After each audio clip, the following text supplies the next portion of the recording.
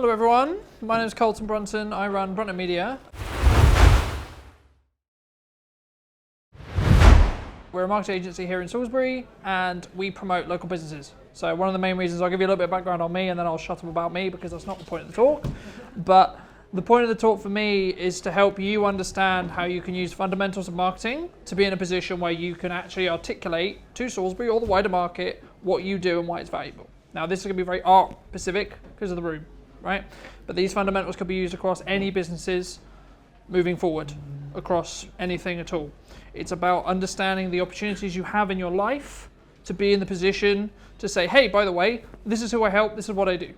So, talking about which, who do I help and what do I do?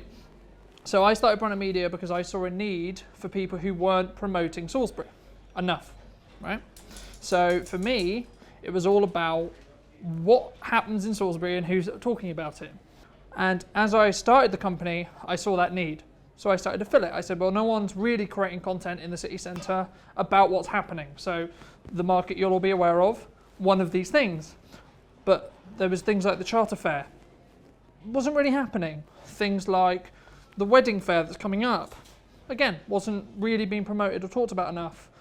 Big things like when Novichok happened, we got some local coverage as a city, but they still weren't showcased. They were like, yeah, we've got a lovely cathedral, and of course we do.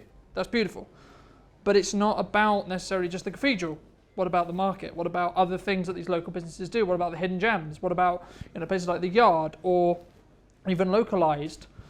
New business just opened. How can I help articulate that? So just a show of hands, briefly, who had a conversation today with anyone? Okay, good, most of the room. Who listens to the radio, whether that's on the way here today or in general? Okay, good, another show of the room. Who watched the television at all today? Or consumed a piece of video content, whether that's on social media, through Instagram, LinkedIn, anything like that? So all of these things I just mentioned are ways you've either been marketed to or things you could leverage to market what you do. Today I'm using video.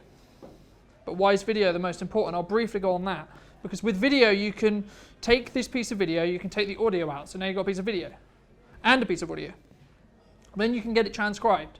So suddenly I've taken this one piece of video and I've gone, okay, I've got this big bit. Then I've got audio, then I've got written. Now this is not meant to intimidate you. There's a lot of things you can do with marketing and communication that I'm going to go over today that some of you will want to do, some of you are not going to want to do, and that's fine. But the point is to choose which one you really enjoy doing and are going to do consistently. Because the key is consistency. It's not about, oh my God, I've done this amazing video and I'm suddenly going to get loads of sales. I wish it was, trust me, I wish it was. It would make my life a lot easier. But how it actually works in the same with with marketing is because I'm consistent with my blog writing. I'm consistent with writing, I'm consistent with posting, I'm consistently showing up. But there is also traditional ways that we have that has that. We've had for a long time. So some of you I'm sure read the paper. That's a traditional way of consuming written content. Another way is listening to the radio. This was a traditional way of consuming audio-based content. The analogy I used at the start, TV. What is TV? It's a form of video that's consumed by the nation. Okay, so what we're doing here is there's a traditional side of it and then there's a non-traditional side of it. The non-traditional side of it follows the same principles that the traditional side of it does. But the difference is where you put it. So you can speak honestly and openly about why what your art is valuable to you. Because to you, you put your heart and soul and your work into it. You wouldn't be artists otherwise, right? Every video I put a bit of my soul into. Because it's about understanding the fundamentals of why you're doing it and why do you think it's valuable, right? So for me, when I promote a piece of Salisbury, what am I doing? I'm saying to the world, hey, this is a city I love, and I'm trying to promote it to the wider internet, the wider world, the wider community. You can do the same thing. But you're going to get people who are going to say, oh, I don't like that. So how do you deal with them? How do you have that? Are you in a world where that's going to knock your confidence? Or are you going to say, okay, that's fine. One of the fundamental things in marketing is you're not wanting to talk to everyone. You're only wanting to talk to a specific set of people. Now, everyone's set of people is going to be different, right? That's okay. And you don't necessarily need to know 100% what age they are, what race they are, etc. You can go into that if you're looking for targeted advertising. Yes, right? It's very complicated, very sciencey. Not going to go into that today. But the point is, certain language is going to connect and not connect with other people. So how I come across to you will be very different to if I was in a room full of lawyers, or in a room full of dentists, or in a room full of etc. Right? Depending on who I'm talking to. So the language I use and what I talk about and what I focus on is what's going to be important. So choose, just to quickly summarize what I've talked about already, choose a medium. If you're enjoying writing, great. Post however frequently you can and stick to that routine. So if you're going to post once a week, post once a week. This could be on social media, this could be on your news feeds, whatever it may be, wherever your distribution platform of choice is, do that consistently. Now, I talked about at the start of this talk how traditional and non-traditional work together. Some of the time, if you are really looking at marketing overall, you try to leverage as many of these little sectors as possible, right? So we'll do a video, we'll then put some audio out, we'll then do some written content, we'll then be in the paper, we'll then be on telly, we'll then this. And what we're doing is we're talking about touch points. So in marketing in general, you're talking about the number of touch points in which you have to convert that client, right?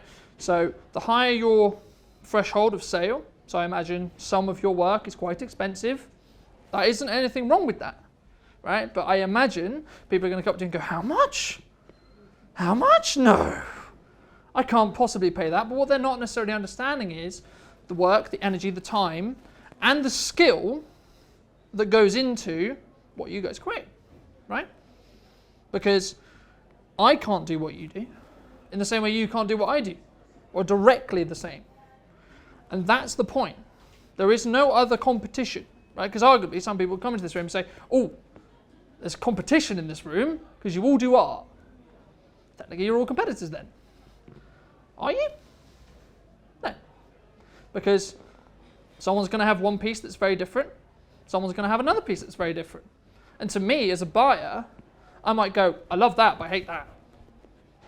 Okay, so suddenly, you want to talk to the person who said, I love that.